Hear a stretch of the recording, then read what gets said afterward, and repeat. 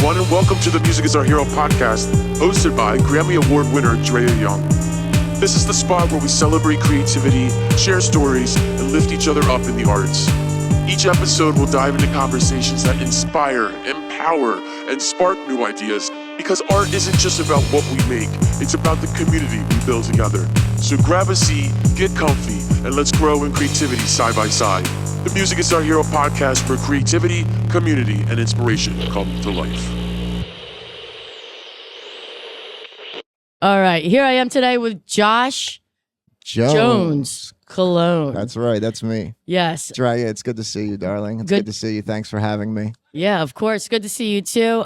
Josh, I know just from karaoke, I guess, a lot, right? Yeah, I mean, yeah, we know each other from the area. We're both, around there. Yeah, I showed up to your karaoke gigs quite a few times. It's a bar where everybody knows our name, and it used to be. It's always a good time. It's always a good time when Dre is DJing or bartending or even doing karaoke. Well, that's Boo Boo that DJs. Oh yeah, Boo Boo. Yeah, the alter ego comes out. Yes. And, she also books me for, private mail gigs and stuff like that. And it's always a good time with Drea. So I'm happy to be here on the Music is Our Hero podcast. Awesome. Well, thank you so much for taking the time to be here. Josh, I really don't know him a lot because we never really got a lot of time to sit down and talk, but he has so much to talk about that I'm super excited to get to know you. I know a few things, like you were in the real world, you've been in a band, I don't know how many bands, I know that you do that.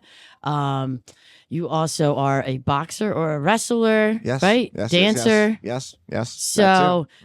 So let's start diving into anything that we could talk about that's inspiring from your story and to learn, and also just hear and talk about you.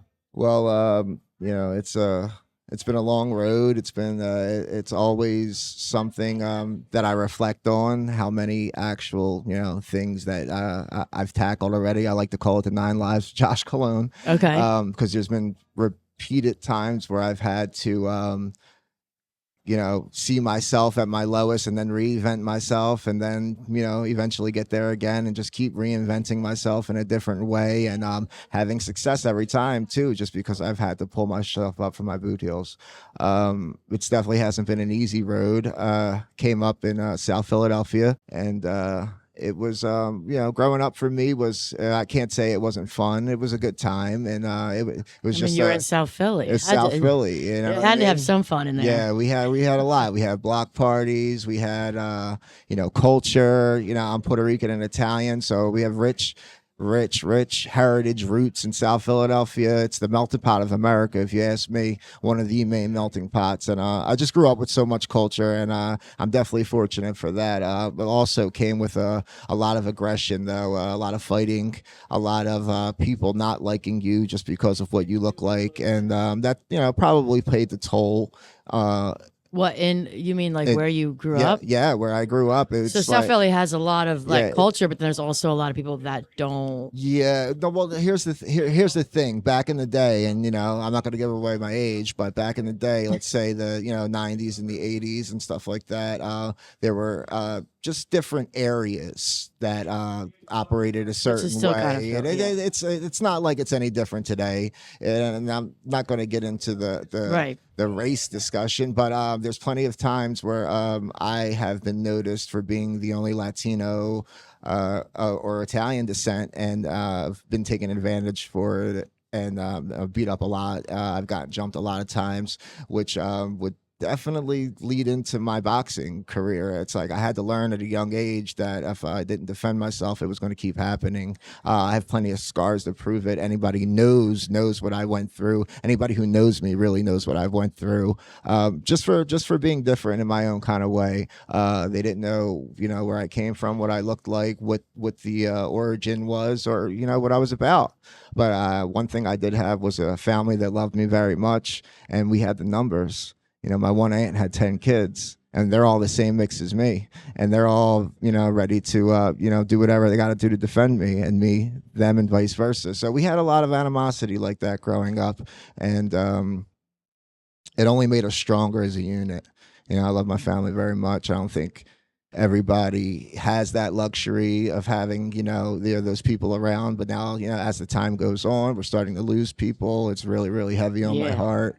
I deal with depression. I have, the mental health issues, and which is at the forefront today. And men, do not be afraid to talk about your feelings, because there's too many people losing their lives. There's too many people taking their lives, and I feel like we need to change the stigma, and we need to stop doing it. Me personally, I got into boxing. I found somewhere to put that anger, that rage, that whatever that was. I learned how to hone in on it and let it out, and didn't let the feeling of deception or despair take me under.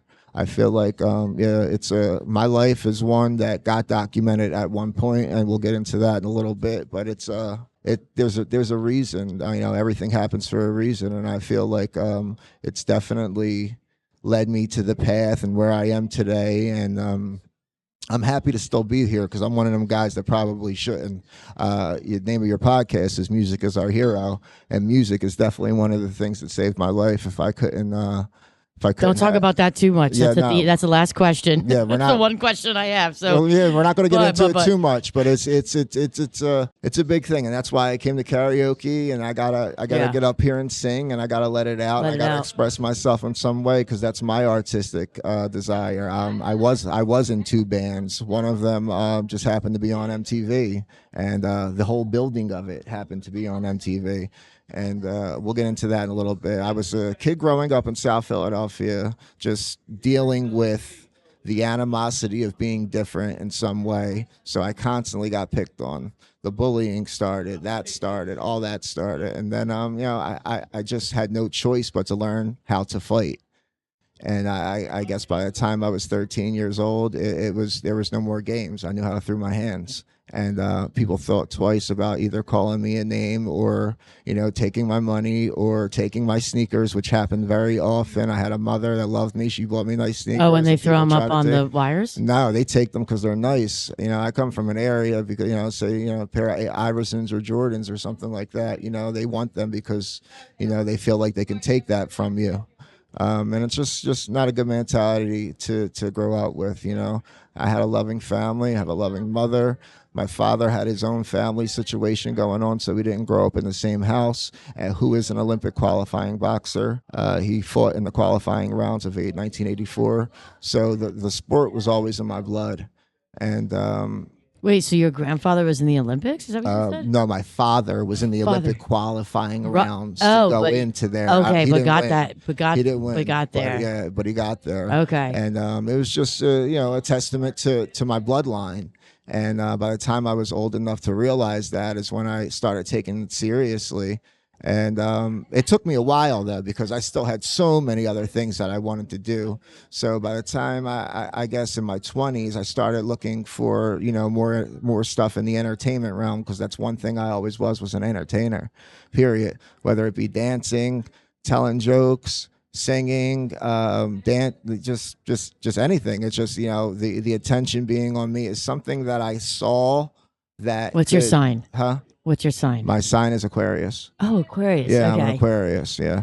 But it's just something. What did you think that? What is it usually? Well, I don't know, because I'm a Leo, and they always say Leos want the spotlight. So I was just wondering. Yeah. No, for some reason, yeah. But Aquarius, I get it. I think, it was just entertainment. It was the fact of grabbing somebody's attention, either making them laugh, making them cry, making them want to dance. It's just something. It's very selfish in a way. I guess I needed that self-validation in some way. It could be if you go that route with it. I grew up with a single mother, a very loving single mother, but she had to work a lot. She had to hustle. She had to do things to put food on the table. So I was one of the latchkey kids. My mom was a hustler too. I was a latchkey kid. What's that mean? That means I had a key around my neck and I let myself in at home. There wasn't dinner. Okay. There wasn't dinner waiting for me on the table. Right. I had to make my own dinner. I had to open the door. I had a key around my neck because my mom had to work.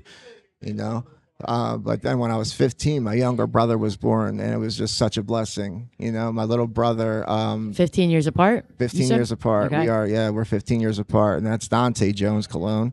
He is becoming such a well-rounded young man that it really Now, makes is me his proud. life a lot different, you feel like, than yours was? Yes, So, yeah. We try to right all the wrongs, you know, when it goes like Right, that. right, So right. I'm So more you, like, I'm went more through like a his lot. dad. I'm more like And his then dad. you're like, yes, you're showing him the ropes. Yeah. Yeah. I had to show him. I had to show him, you know, my version of the ropes, and just let him know it's not easy out here. And there's people out here that are going to try and take advantage of you. They're going to take care of your humble heart. They're going to step on it, and you got to really be ready for that kind of thing. And you know, he's become such a well-rounded young man that I'm very impressed. He has a girlfriend, and they're very serious, and he works his ass off.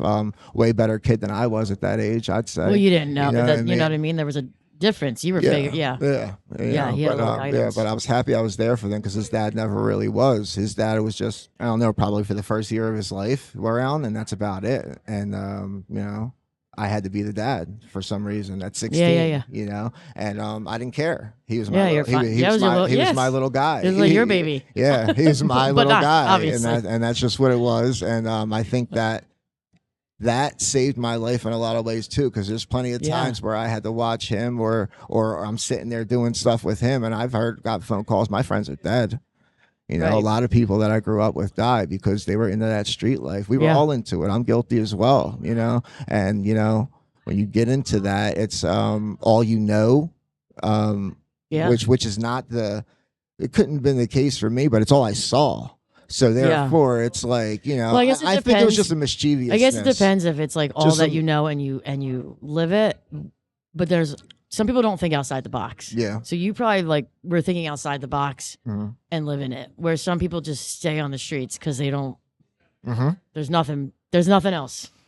So Yeah, and it's like I should have, you know, I've always say that, you know, if I knew then what I knew now, right? You know, I ended up, you know, getting locked up a few times at a young age. I am, you know, some youth study center stuff. That was a little bit of a wake up call, but not enough of the one that it needed, you know. After that, I started looking for more entertainment work. I started looking for, you know, stuff like modeling. I started looking for small independent movie roles. I would go on Craigslist and look for TV, film, and video Craigslist stuff. came up with Straight up, like, you that's know what how I you mean? know your Like, age. Yeah, right, yeah.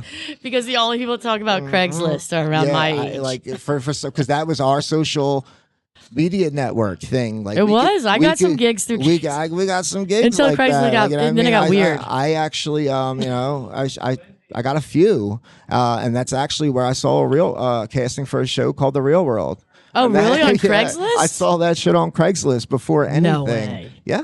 Wow. So Yeah. Craigslist could have popped off. Craigslist was, Something went wrong. you know, it's where I looked for, you know, regular work, because I did a lot of banqueting and catering at the time anyway. So right after I'd be doing that search, I'd be doing a TV, film, and video search. And then one day, casting, season 23, MTV's Real World. I said, oh shit.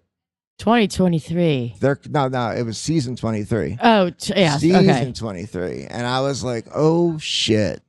Like, could this be it? Like, could this be the sign that you've been waiting for? Could this be the Wow. chance you've been waiting for? And So you saw that. here's Then what? here's the thing that happened next. I've worked at Pat Steaks for most of my I lived a half a block teen- from there yeah. for 2 years. teenage adult life. My uncle Sammy was the manager there for years, and my teenage and adult years were spent there. So I basically grew up in that joint. At Pat's? Yeah, that was like my I didn't know That you were was my- so. Yeah, I didn't know. Yeah, I was you were right so- there. I was right definitely there. I connected. probably served you a cheesesteak or two back in the day, and you didn't even I didn't eat realize meat it, then. you know? I haven't eaten meat since the 90s. Yeah. Well, Yeah. I'm 14 years old. But I got French fries. I got a job there when I I was did. 14. I had a job there when I was 14 years old. So that is what made me, you know, realize there's a workforce. There's a way I can make money. And this was all because, you know, my mother and my uncle had a, you know, connection already and whatever it was. But that morning, after I saw that, I go into work and my uncle goes, yo, Josh Jones. That's my nickname. That's my nickname in work. He goes, Josh Jones, you know The Real World's coming to Philadelphia? I said, yeah, Unc, I'm already on it. He's like, what do you mean? He's like, I was like, I'm already on the list. I'm gonna go down there and I'm gonna wait in line for, I don't know, for like 8 hours. Yeah. So would you have? So okay. So And what? that's- Yeah. What was that process? Okay. So now you're coming from South Philly, Yeah. crazy boy, Mm. hmm and you're gonna hit the real world. Now, what was the process of all that? So the process was a grueling 8 hours of standing in line. Okay. And then you get into wherever the space is. The casting directors and the crew looks you up and down. They start tapping people on the shoulder saying, you can go home. You can go home. Thanks for coming out. You can go home. Thanks for coming out. Oh, you don't even get a time. You don't even get a It's like- chance to. and this was before. show your personality. This was before. They just look at you. Yeah. Sometimes, yeah. That's how it was at that time. And Is that show still around? Yeah. It is. I don't know. Paramount Plus just bought No. MTV, so Oh, they're making. really? Is yeah, that what they're- happened? They're making other shows like it or whatever like that. But Of course they probably are. Yeah. that specific one, no. But yeah, it was very. I thought it was very vague. But yeah, it was them listening to everybody speaking to each other. So just based on that, they were getting people out of there. Okay. Once you made it into the, They knew what they were looking for. the lounge, which was the Raven Lounge on 18th and Sampson in Okay. Philadelphia, which was a dope spot to hang out at the time, and it had 3 floors, and they were basing it just on what they heard and what they seen. So yeah, they were eliminating people quick. I didn't get a tap on the shoulder. I wind up. How'd you feel when you didn't get a tap? I was just like, I guess I'm doing something right. Yeah, yeah. I guess I'm You're doing like, I something don't know right. what's happening right now. I'm going to keep doing what I'm doing. And what I think helped me a little bit was my aesthetic, my stylistic approach to it. Yeah. Because I just broke up with my first band. My first band was like a punk glam band. Okay, so you were in a band before this real world thing happened. Okay. Mhm. A punk glam band. It was a punk glam band. Wow. Wait, did you And a bit wear of funk. makeup and everything? Yes. Did you have long hair? Yes. Down to my shoulders. It was curly. You're showing your age again. Yes, ma'am. Yeah. Yeah, we were in a punk glam band. And this was the Amazing. rebirth of something like that in South Philadelphia, too. So it was Okay. big at the time. Name of the band was Whiskey Livin'. The We had- Mummers. we had No, some that's a whole really- other thing. yeah, I just thought about the Mummers when But you yeah, said no, that. we were from 5th and 2nd Street, so right around there. It was called Whiskey Livin', and that's what we. Oh, wow. And we were a punk glam band, and nobody had seen anything like that in probably 20 years in the area. So we grew a following pretty quick. And they already had like a little bit of, their friends and stuff following. But when I joined the band, we noticed almost a cult following. I don't want to say it like that. Right. But there were new people showing up to see us play. Right. We weren't that good, but it was the way we looked. And, some of our songs were catchy, some of them weren't. But it was really like, I think our aesthetics, we came off as like a New York Dolls, Dead Boys, Dead Kennedys kind of feel. Like it was just like, okay, I think we like this. And it worked for a while. And it worked in New York really well. We should start a band. And shit, man. I'm just kidding. I'm not against it. Music is my hero. It's I don't want always to been- off track you, but I just wanted to say it's that. all it was a good time. 'Cause I And already this know is we my have the same- first, and this is my first I experience. was just Not wondering, my yeah. first experience seeing a crowd react to what I could do on stage either. Right. So I won my first talent show when I was in 1st grade. Okay. 2nd grade. What'd you do? Billy Ray Cyrus, Achy Breaky Heart. Oh my God. People still talk about that to this day more than they talk. What'd you do? You sang sometimes it? I Is there- I did a dance and I lip synced it. It was a whole choreographed dance, and I had Okay. the whole class behind me doing a choreographed dance. And that was back in the I days. was There was main probably no thing. camera videos back then, right? Yeah, no, there is a video of it somewhere. I'll But it show was it. like To a you. big- Yeah, it was my cousin. The Big doing, John. doing it on the Big John. Yeah, I love But this. Yeah. that was my first time where I looked out at the crowd, and the reaction that I got from the crowd was a standing ovation. They were going crazy, and I was just like, I was this 8-year-old kid, and I was able to do that then, and it was the first time to see the crowd reaction. I was like, I think I want to do this the rest of my life. And that's what I said. You know what I mean? So fast forward, I start the band, start getting that feeling, that reaction again. And my aesthetic was kind of as if I looked like my ex-girlfriend would say, you're like a mix between Slash and Slash from Guns N' Roses, Michael Jackson, and Lenny Kravitz. That's probably what all your that, probably that, all your inspirations. that's and yeah, she melted my heart when she said that, Yeah. obviously, because she just like nailed every single one of them, and she was a musician. She saw Yeah. my aesthetics, but it looked like If my you were hair was nailing down that. here. I would wear the top hat. The hair was around the eyes, so all you could see is the nose ring and the sunglasses. So it was a mystique, and that's how I went to the Real World interview. And that's Oh wow. and that, my friend, is why I probably got picked. Wow. Yeah. Yeah, eyeliner. It was my own. That is what got me through. I would have never have think. known that. Yeah, Yeah. yeah. And now, So you had long hair, Mhm. glasses with the hair in the glasses, basically. yeah, Eyeliner, nose ring, eyeliner. nose ring, and it was 2009. It was 2010. 20. No, it was 09 at the time. 2009. Yeah, it was 09 at the time. Yeah, so I looked like I came out of a Cream magazine or something, right? You know what I mean? If you my old heads will know what that means. You're aging yourself again. Oh my goodness! You're the one that brought up not talking about your age. Oh man, it looked like I I came usually straight out always of, get like, people's age, but I'm not going to in this Yeah. one. But you are just aging yourself. Well, as just you because I talk. know what Cream magazine is. I mean, I wasn't born with Casual's Cream. Everything Around Me magazine? No, not the, yeah, that one. We'll go with that. But I don't know if I know what don't know. Cream I think magazine I is. had this like Heath Ledger, Jim Morrison Doors shirt looking thing on. You were just a And- smash up yeah, of the last yeah. couple decades. Yes, and they were like, I don't know who Slash, like, and I heard, don't let Slash leave. I don't know who that is. Don't let Slash leave. I heard somebody say that. You know what I mean? Like in the background, far, far off. But it was a whisper of that. I was like, I'm doing something right. I'm just going to keep doing this. And I was just being personable. You make it to the interview rounds, and then you're one-on-one with the casting director. And the first thing he said to me, he said, how's the line out there? I said, I hope you brought a lunch. And he started just cracking up. Like, I was like, I hope you brought a lunch. You're going to be here all day, period. Like, you know what I mean? Like, just try to make him, like, entertained in some kind of way. He Right. started cracking up. Everybody in the group started cracking Right, up. leave an impression. And I was like, that's a good first impression, and he kept talking to me one-on-one. So I was just responding with, yeah, I'm in a band, I'm this, I'm that, this is my ethnicity, this is my name. And yeah, he just wanted to know more. And I had some some very provocative, ambiguous photo shots taken at the time, and I did that for a reason, to attract that rock star-esque vibe or whatever it was. And he took one look at it, and he was just like, man, people are gonna go crazy over you. I had this fur jacket on, and it was a good shot. It was a whole thing. You had a lot of fashion. Sounds like going on. It was a good photographer. Her name was Mars.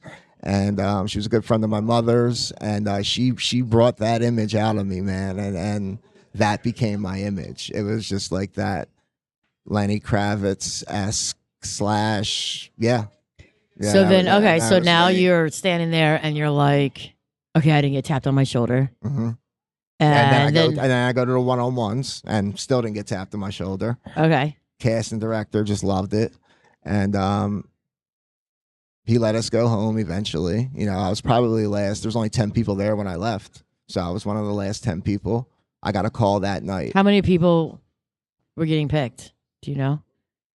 Did you have to There- live in there a were like house? Did you have to 40 live in a house with all There these were people? like 40,000 people, but it's 8. Well, people. at the end, it's yeah. 8. It's 8. They Okay. put 8 in a house. Eight They in put a 8 in a house. house. Yeah, Okay. with completely different personalities, All right. and they want to see what unfolds. But yeah, I got a call that night. I got a call that night from the casting director saying he wanted to do a follow-up interview, which was just another chance to impress them. So I showed up as myself with my get up on, and I showed up with some cheesesteaks actually, because I walked. Of course you did. I worked at Pat's. I wouldn't so expect I anything. I made that happen. You know what I mean? Cheesesteak and a Philly blunt. Yeah, yeah, and and then they called me for the finals in LA, and check this. By that point, I'd cut my hair. I didn't know what they were going to think, because it used to be the. So what made you aesthetic. cut your hair in the middle of all this? Because for some reason I thought they wanted some business. Okay.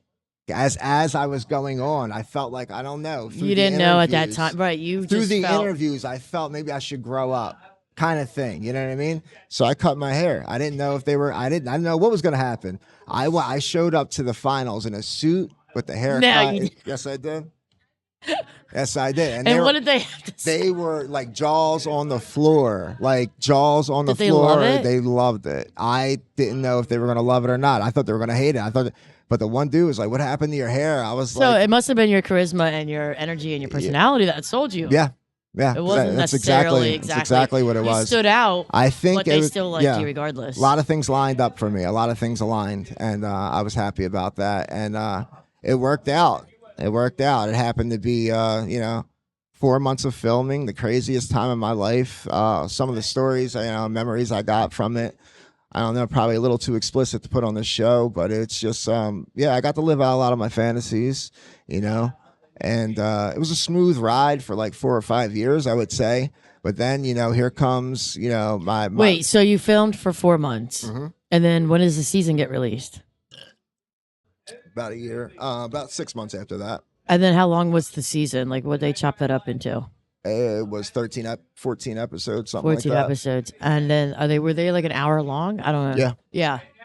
Yeah. And then so there's a lot off camera. Yeah. Oh, shoot. Are you so They your only fantasies? use- What kind of fantasies? They only use 20% of what they film. Okay. So a lot of those You guys, fantasies. so were you having a good time? Yeah, man. A lot of we were bringing girls. And home it's, left who was and pay, right. so did they pay for everything? We or got how'd that work? jobs while we were out there. That's the thing. You got to get a job. You get a know what I real mean? world job. Yeah, And no, so- not a real world job. You had to go get your own job. But because so they- the they people wanted that are us to hiring you don't know you're on the real world. Do you tell them No, to get a well, job? Eventually, yeah.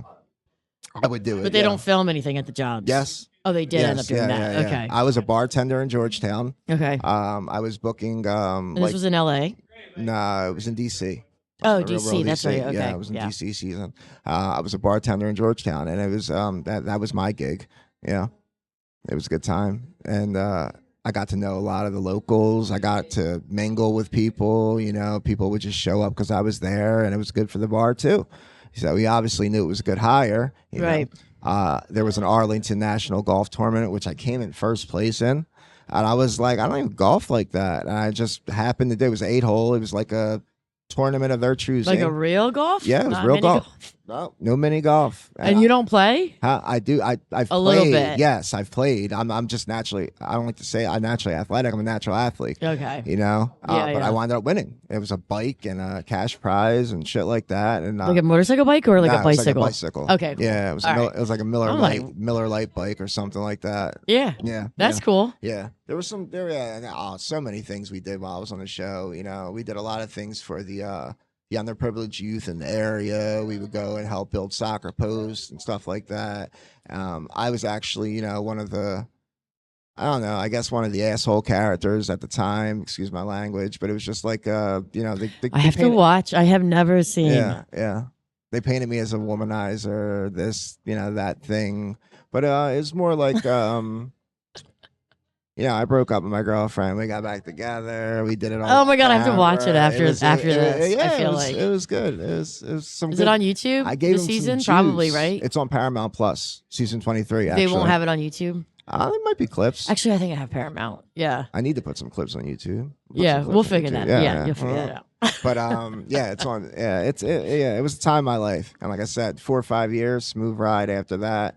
So when you say 4 or 5 years smooth right after that, what does that mean? I went on tour. I was doing modeling gigs, doing acting gigs. Would you on tour? So, okay. Yeah. Modeling on tour, acting. On tour with my band that I started on the show because it's my second band. I'm sorry, we didn't even get into that. Well, yeah, we started and, Yeah. I asked you. So you started another band while on the show. While on the show. I did it because I wanted to bring the sound back. It was like a funk hop rock kind of thing. And it was more like a... we had like a Gym Clothes Heroes-ish vibe, and it was working at the time. And live band, rapping, singing. My guitar player rapped and sang. I rapped and sang. We had drums, DJ. It was badass, if you ask me. Yeah. You know what I mean? And we started drawing in all the college areas and stuff like that. So we did an MTVU tour, and I never, thought I'd be playing for crowds that big in my life. Wow, that's crazy. Making about $3,000 a show. It was nice, It was a good $4,000. You individually? No, No. Yeah, So that's what you guys got. Yeah, but still, that's good. yeah, I was That's getting still like a great. I was getting a 50% actually because they were all under contract for me because I had the MTV brand. Okay. So I was getting about And then 50%, they were splitting they 50. were splitting the rest, and eventually Okay. they didn't like that. Eventually, they Yeah, wanted that's what more happens. and more and Whenever- more. And then yeah, I was like, yeah, you know yeah. what? I can break this band up and do this shit by myself. Yeah. I Well, did they that call for it the gatekeeper, but in the beginning, you always need that, and then people got to respect that kind Yeah. of like you would never had this opportunity, and Yeah. it's cool. Mhm. But I made this money a little extra because I owned this. Yeah, But it's okay if you want to. yeah. It's okay if you want to. Then once you Mhm. learn and you can do it yourself and make it happen, Yeah. go for it. I don't want your and money. that's what it was. A lot of them Yeah. were starting to branch off and doing their own things because Yeah. they were the guys from my band. And I was like, you know what? Hey, it's all going that route. We're all going to go our own routes, Yeah. Like Kiss, we all made our own solo shit, but we never came back together. Yeah. You know what I mean? But it was a good time. Kiss the band that did yeah. that. Yeah. Oh, Yeah, okay. they instead of breaking up, they all did their own solo albums. One of my favorite groups. So they all did their own solo albums, Mhm. and they released it all under Kiss, and they were all Kiss members and stuff like that. And they came back and they did another album after that, and it was good for another couple of years. Yeah. Instead of them breaking up at that point, because that's what they wanted to do. They all wanted to pursue their own outlets. So when they did that, they kept all their business aspect of it. yeah. Yeah, Yeah. For the Yeah, most well, part, it was well- still under Kiss, but they would get like the songwriting, the publishing, if it was Yeah, their yeah, album, yeah. and however they split it with other people, Mhm. probably, right? Yeah. So they got It was okay, their that's choice on cool. what I they didn't know wanted to that. give them, each other. That's a cool It was way to their work choice. it out when you want to break up as a Oh band. yeah, it was one of the earliest times to ever do it. Mhm. It was the earliest bands to ever do it. So yeah, it was a good and that's how I was looking at it going into my group. I was like, that's just what it is, But we might not come back together on this one. I had an issue with the bass player. Yeah, but obviously had an issue with me. My drummer, we had a really good friendship relationship. Guitar player, we both had he and I both had drug problems at the time. Now this spiraled out of control. Now this is where I go down. You know what I mean? Like that 5 years after that, it's Okay, like after now the real world. That's where my spiral came in, and I was already addicted to painkillers, addicted to the party life, addicted to all that. You know Yep. what I mean? And I let myself go for a while, and it was sad because I thought I was going to die, and my family thought I was going to die. But what I really had to do is really, really dig deep inside. It took a while. It took a while for me to realize. I guess by the time I hit like 30, I'd say I had already lost an angel in my life. She was probably that one I should have winded up with, and everything would have been all right. And it's not just because she was her; it was just the genuineness of her spirit, love, and kindness she had for me. And I broke this girl. Messed it up. I broke this girl in half, and that really, really hurt me. And that to this day, to this obviously. day, obviously, like Yeah. I still love her to death. I don't care. You're like, yeah. It's just I can't believe and I didn't realize at the time. Yeah. And You it's were all like sloshed out. how could you do that? And it's, I feel like such an asshole. You know what I mean? And not to mention my family and all the other people I hurt during the process and stuff like that. I started getting arrested a lot. You know what I mean? Eventually, I had to put myself away. Long-term treatment, and I wound up coming out on the other end. Thank God, because not everybody else does. Yeah. And that's why I feel like it's the 9 Lives of Josh Cologne. This is where boxing plays a big part in my life. This is where I start fighting, literally. Like Yeah, somebody not on the streets. Because you never did actual boxing Mhm. before, Yeah. right? No, So now I've fought people Well, on the whatever. street. But so now everything's you know you've what I done mean? this, Got that, everything's falling learned. apart. Yeah, yeah. It's crazy. Mhm. And now you're like, all right, it's time. Yeah. Now and now it's time. After I got out of the long-term treatment, I started really considering. I was taking care of my body more, health and fitness. I was considering getting in the ring more and more. I'd worked for the promoter previously, and I wind up reaching out, and that kept me busy. That kept my drive. I wanted to be their best there was, at least in that division. In my division, which was the light heavyweight, light middleweight. Light heavyweight, light middleweight. I wish.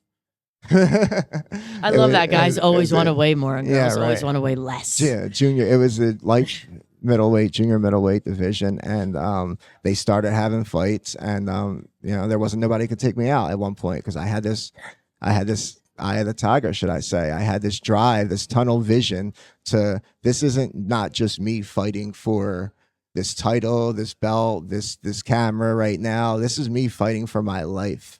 This is me, having to give this 110% because I didn't have another choice.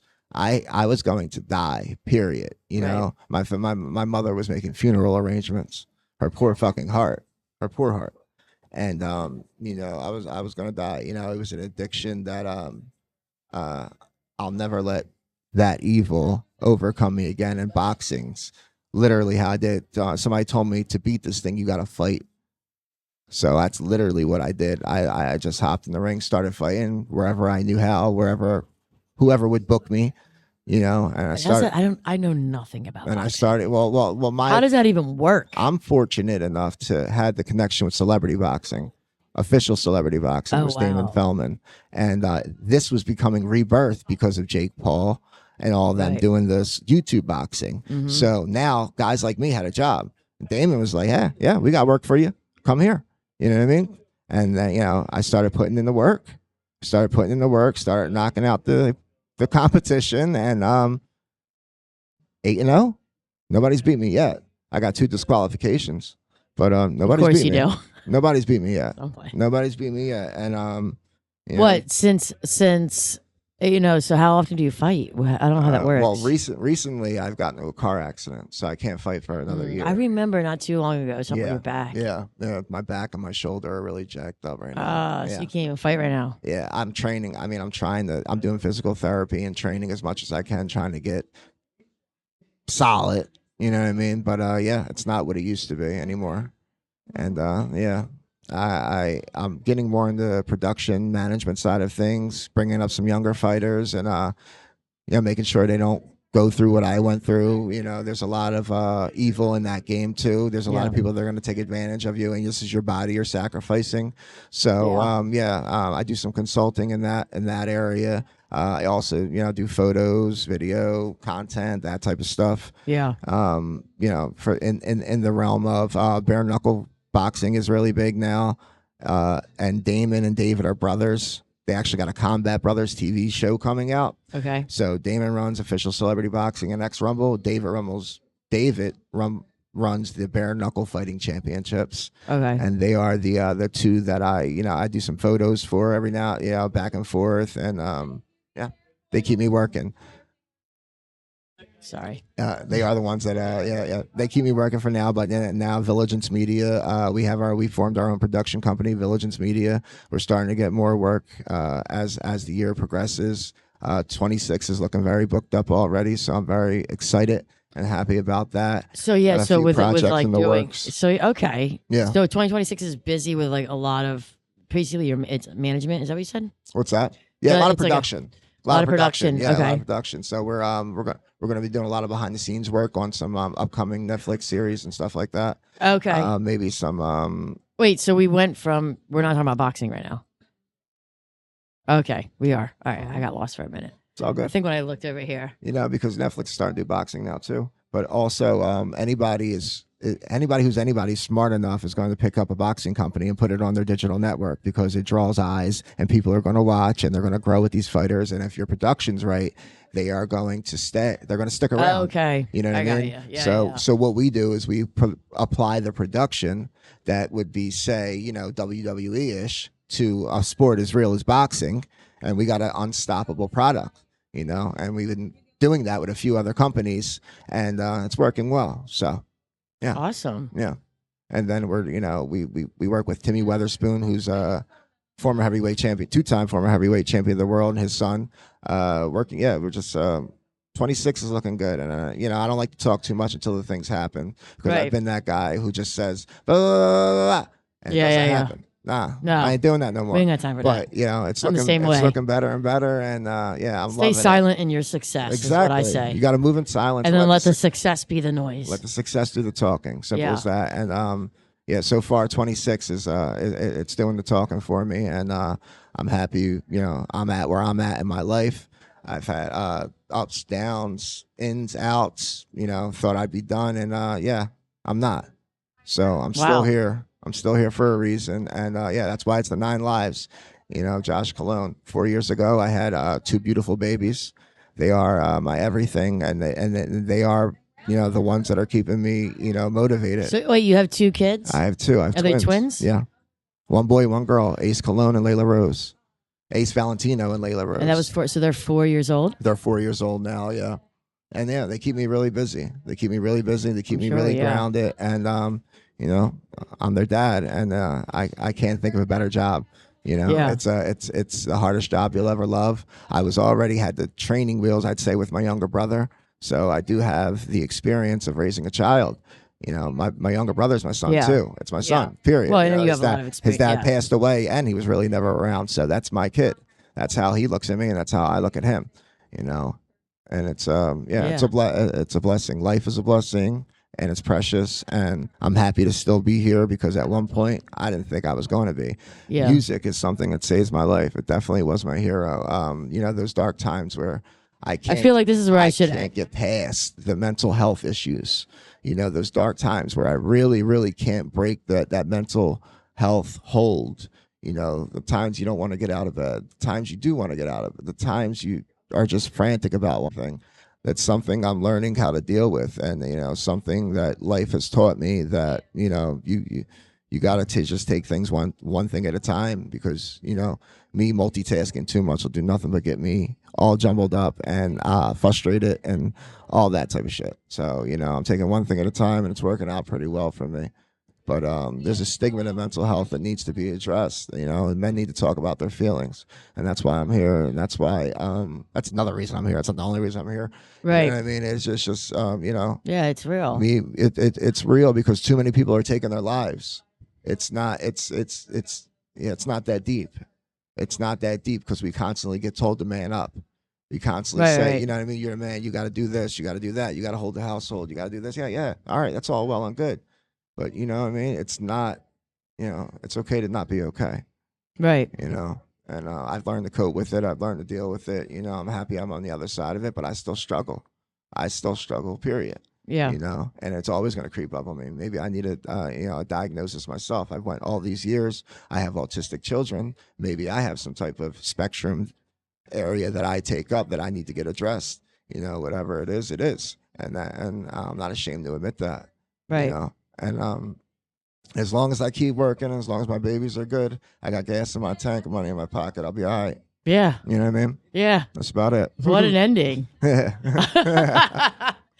But yeah, that's a lot. That's a lot of a story. A lot of story. It's just a little bit too. I can, we can go. We do a part 2 if you want.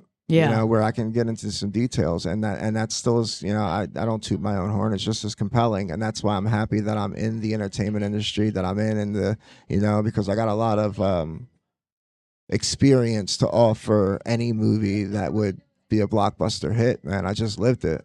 And yeah.